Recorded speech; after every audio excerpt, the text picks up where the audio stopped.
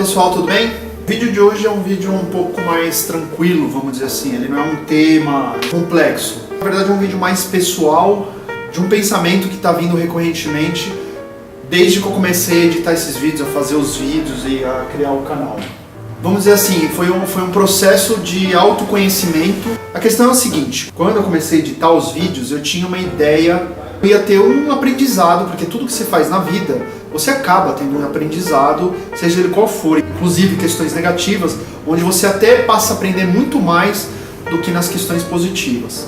Não só a questão técnica de editar vídeos, buscar música, buscar os temas, estudar os temas, etc., como outras questões de administração de tempo, administração de recursos que eu tenho disponíveis, busca de aperfeiçoamento, posicionamento, tom de voz, a qualidade da voz. Nesse processo eu comecei a ter um ganho muito significativo de autoconhecimento, algo que eu não tinha planejado e que não estava na minha cabeça. Quando eu comecei a editar os vídeos, na edição eu precisava definir o que eu iria cortar, porque, por exemplo, quando eu estou fazendo esse vídeo aqui gravando um tema, eu acabo gravando meia hora, 40 minutos, às vezes até uma hora de conteúdo, e eu preciso reduzir tudo isso em 10, 15, 20 minutos, que são os tempos que duram mais ou menos os meus vídeos. Então às vezes são cortes muito grandes. Logo no começo, quando eu percebi isso, eu tive que fazer uma regra, vamos dizer assim, definir uma regra do que eu ia começar a editar, o que eu ia tirar, o que eu ia jogar fora. Então, por exemplo, estou falando sobre um tema e dava 2 exemplos, eu cortava um exemplo. Isso era uma regra. Se eu dou 2 ou mais exemplos sobre o mesmo tema, eu corto o resto e só deixo um exemplo para as pessoas. De repente, às vezes, o exemplo mais claro, o mais fácil de entender. Só que existem as coisas que não são triviais. E uma delas me chamou muita atenção, que eu não queria passar informações de julgamento. Eu acho que julgamento é uma coisa que a gente deve evitar ao máximo na nossa vida. Não serve para nada, veneno que sai da nossa boca. Então, estipulei também essa regra de falar assim, bom, tudo que eu observar que eu estou julgando, eu vou eliminar, ou pelo menos o máximo possível. É óbvio que nos vídeos que eu já lancei, existe um ou outro julgamento e tal, que às vezes acaba escapando, normal. Se eu observar alguma espécie de julgamento na minha fala, eu corto. Se ela for muito importante para o que eu estou dizendo, eu acabo mantendo, mas na maioria das vezes, em 90% dos casos, eu acabo jogando fora. É muito ruim, não serve para nada e a gente deveria evitar muito isso. Quando eu comecei a editar os vídeos, eu comecei a perceber que na minha fala, acabava cortando muita coisa.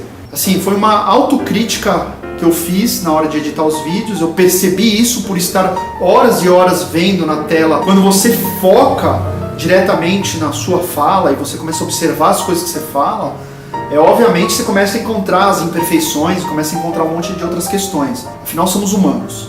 Meu foco na hora de editar era a questão do julgamento, fora esses outros detalhes que eu falei pra vocês. Comecei realmente a perceber que nas minhas falas existiam os julgamentos. E eu tomei um susto, eu tomei um grande susto na hora de editar o vídeo, e foi logo no começo, quando eu comecei a editar os vídeos, eu comecei a prestar mais atenção nas coisas que eu falava, e esse julgamento começou a diminuir bastante, significativamente. Como o meu cérebro já está muito focado nessa questão, ela não simplesmente sai da minha cabeça, quando eu termino de editar, desligo o computador, ela sai da minha cabeça e eu vou viver minha vida. Não, ela continua. Essa questão continua na minha cabeça. E eu comecei a perceber, que foi o mais interessante, que nas conversas com as pessoas que eu tinha, eu começava a observar o julgamento e na mesma quantidade que eu. E isso também foi um grande choque para mim, porque no começo eu achei que era uma questão minha. Nós nunca paramos para tentar entender como a gente fala, o que a gente fala, qual é o jeito como a gente se expressa. Realmente é difícil saber se a gente julga ou não, se a gente é julgador ou não.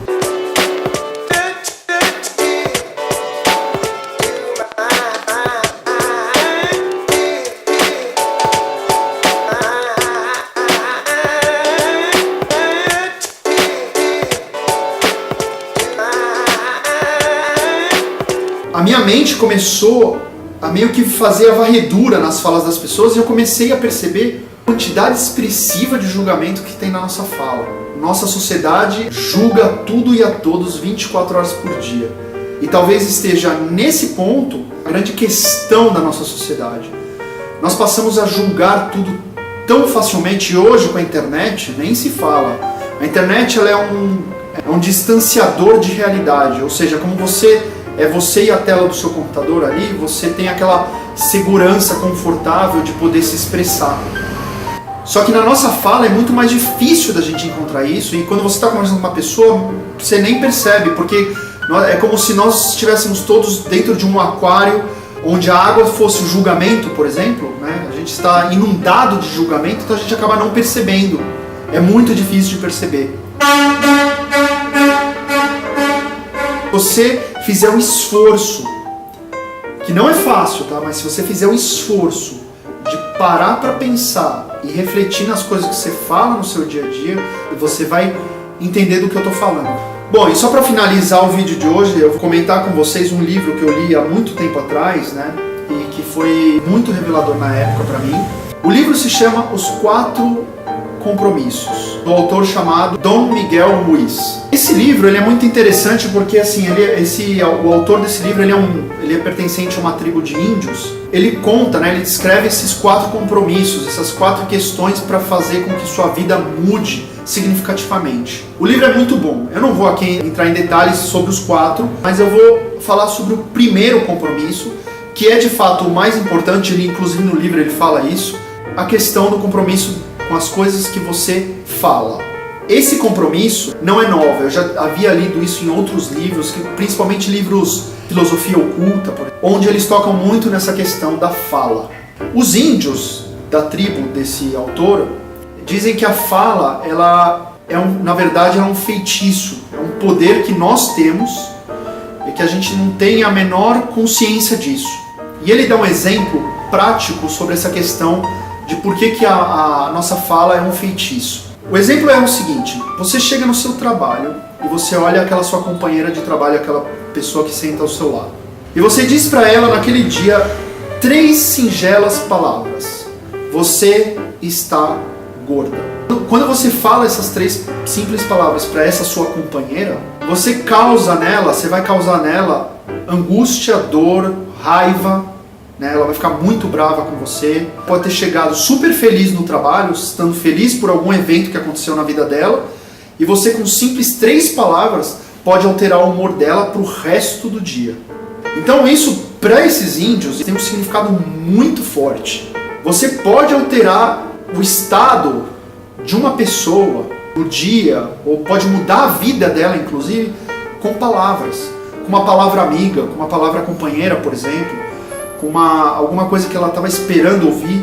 Hoje em dia vivemos numa sociedade onde se fala antes e se pensa depois. É a mesma coisa que aqueles policiais da FBI que a gente brincava, que entram na casa, dão um tiro e depois perguntam.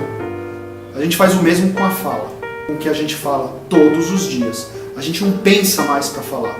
Inclusive, acontecem aquelas saias justas, às vezes, de você falar alguma coisa que é super comprometedor, ou que escancara a sua ignorância, e aí você acaba parando e refletindo: nossa, por que eu falei isso? Né? Eu não queria ter falado isso. E se você ainda avaliar aquela frase do Alejandro Jodorowsky, você vai perceber que a fala tem um significado muito mais profundo. Porque realmente, entre o que eu penso e o que eu falo, já existe um grande abismo. Entre o que você ouve, o que você quer entender e o que você realmente entendeu do que eu falei, existe um grandíssimo abismo.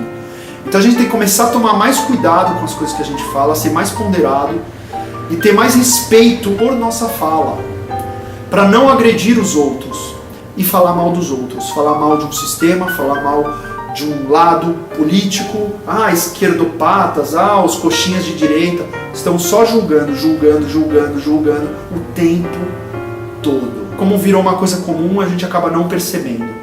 E que o cuidado com o que a gente fala deveria ser uma das prioridades na nossa vida. Nós mudamos o estado de ânimo de uma pessoa, nós podemos mudar a vida de uma pessoa. E mais uma vez, curta o vídeo, se inscreva no canal, peça para os seus familiares se inscreverem no canal, deixe seu comentário aqui embaixo.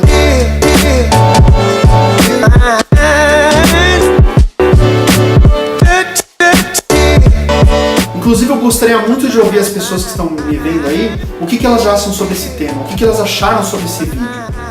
Você concorda com isso? Você acha que você julga muito? Você percebe isso que eu acabei de perceber editando os vídeos? Como é que você encara essa questão? O que você acha disso? Gostaria muito que vocês deixassem nos comentários aí embaixo para saber a opinião de vocês. Beleza? É isso aí. E lembrando, gostou do vídeo, achou relevante? Compartilhe. Valeu, muito obrigado, pessoal.